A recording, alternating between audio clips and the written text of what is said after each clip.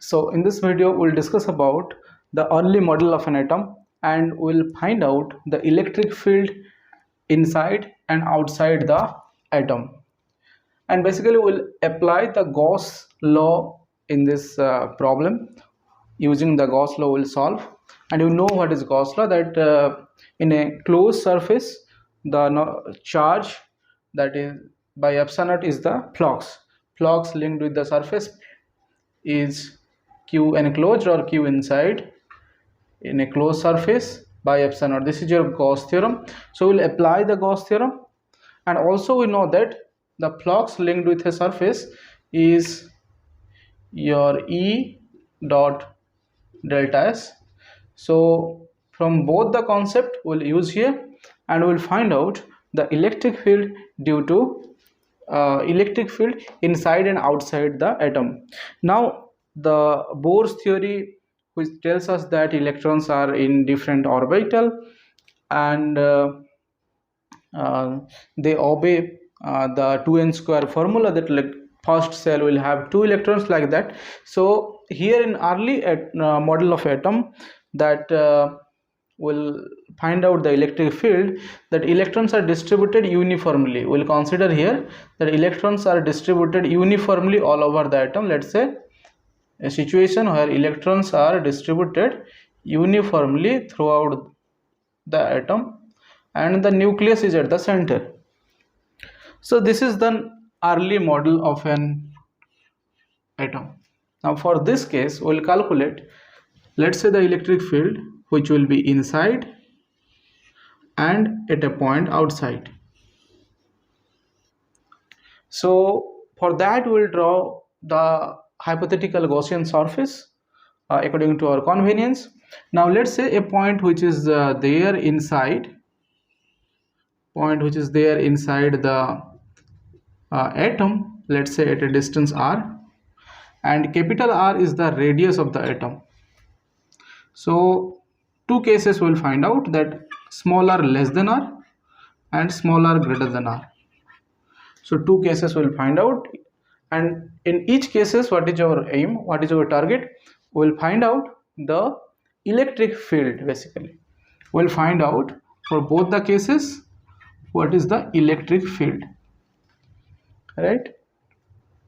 Now let us discuss, because r greater than r will be very easy case. Let us discuss the r less than r case. So that is your inside case, electric field inside the atom, that r less than capital R, right? So for this case, you know that the nucleus is having protons, and that is the atomic number. So if I'll ask that what is how many charges are there, how many protons are there, so you can say that plus JD, right? The charge of total number of protons in an atom, let's say plus JD. And how many electrons are there, if you will say, that will be minus JD. Or what will be the negative charges, total negative charges, that will be the minus JD. So this will be the total charge in an atom. Now if I'll ask you what is the density, because in the question itself it is given, let's say the charge is uniformly distributed, right? Charge is uniformly distributed. So for that you can find out the charge density. Let's say electron charge density, let us find out, because proton is at the center, we cannot find out, means not required to find out the density of proton, it's there at a small place inside the atom. So let us find out the density of electron, because it is distributed throughout the atom. So your density of electron equal to number of charge per unit volume, because the atom is a spherical, like we can compare with a sphere, right? So solid sphere basically. So here we will use the volume as 4 by 3 pi r cube. So total number of electrons, that is your charge, electronic charge, that is minus JD divided by 4 by 3 pi capital R cube. This is the density, right? Or you can write 3 in the numerator, that is minus, that is your 3 jd by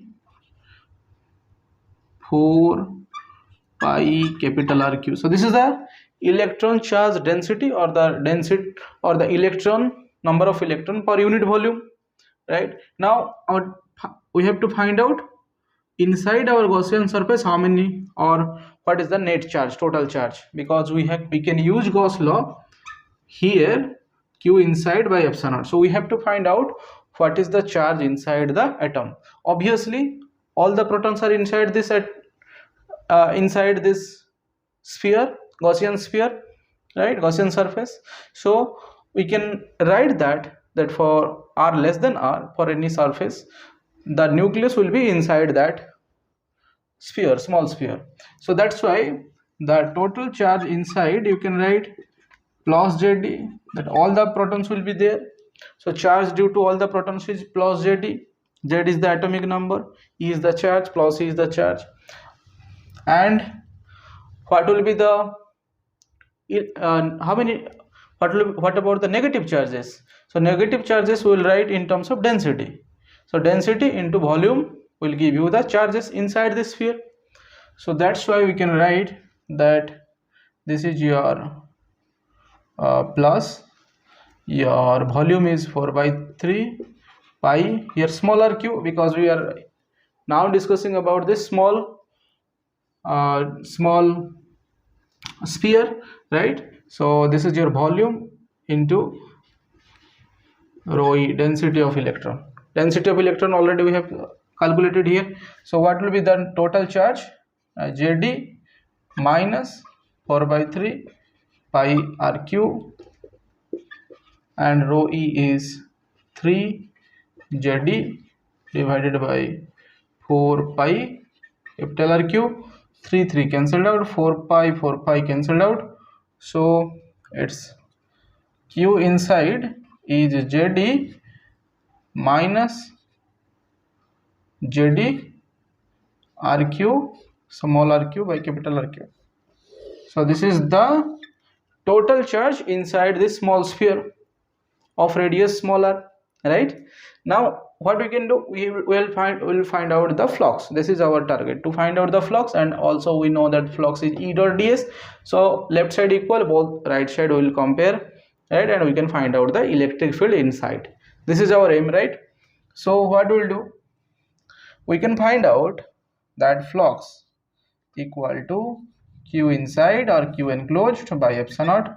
So this one is the charge enclosed, so 1 by epsilon naught all into jd minus jd rq by rq.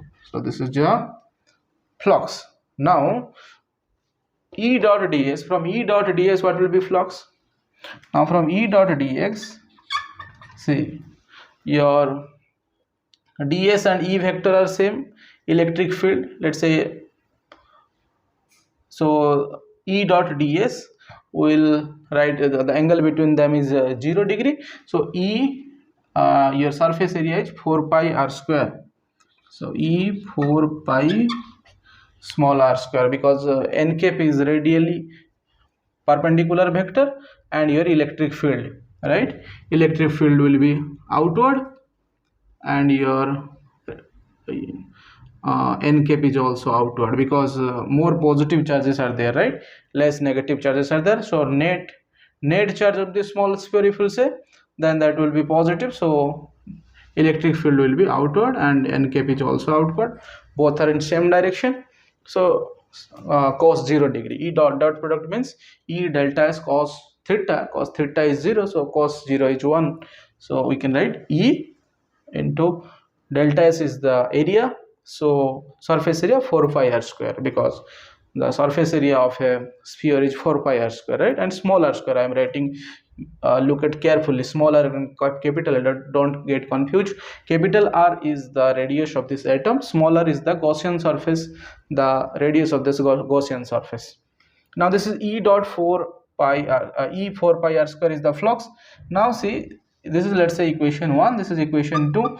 Now both the equation, left hand side equal, right hand side must be equal. So we can find out from this two equation easily the electric field that E 4 pi r square equal to this quantity 1 by epsilon naught Jd minus Jd small r cube capital R cube, is it?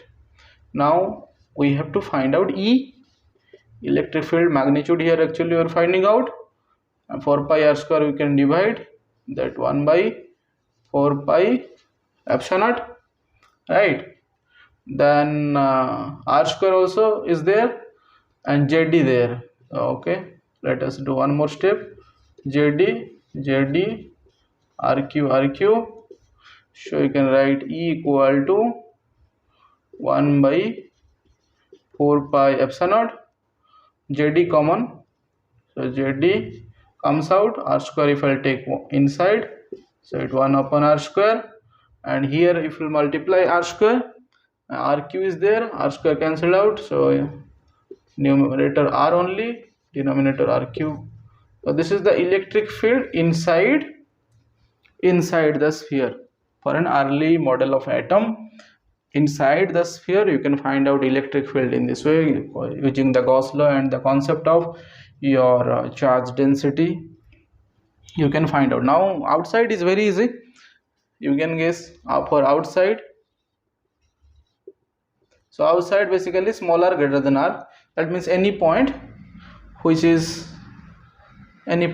outside your atom. So outside the atom, if you draw a Gaussian surface, then whole atom is inside, right? Inside this bigger surface. That means what is the total charge inside? Because first we have to use Gauss law. To use Gauss law, we have to find total charge inside. So what is the total charge inside? If we'll add it, that Jd, the total number of positive charges plus total number of negative charges will be minus Jd. Right, here some charges are outside, so that's why instead of minus Jd, this one, it becomes this one, right? But if the Gaussian surface will be the outer surface, then the whole atom is inside. That means total proton and total electrons are there. That means net charge is 0 inside that bigger Gaussian surface. So for r greater than 0, q inside or q enclosed by the Gaussian surface is 0. That's why flux is 0, right? Q by 0, and flux is 0 means E dot 4 pi r square is 0, or you can say electric field also 0. So electric field outside the atom 0. This is also expected. Atom is as a whole is neutral, so it does not create any electric field. So we do not experience any electric field outside an atom, right? This is true also. So that's why mathematically also we can see that flux 0. That's why your electric field is 0. That means electric field outside the atom is 0, because negative and positive total charge inside this Gaussian surface, it's 0, right?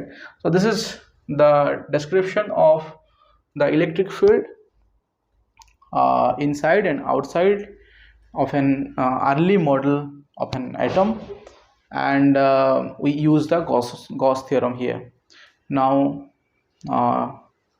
in the next videos we will be discussing in some more other topics. Thank you for watching.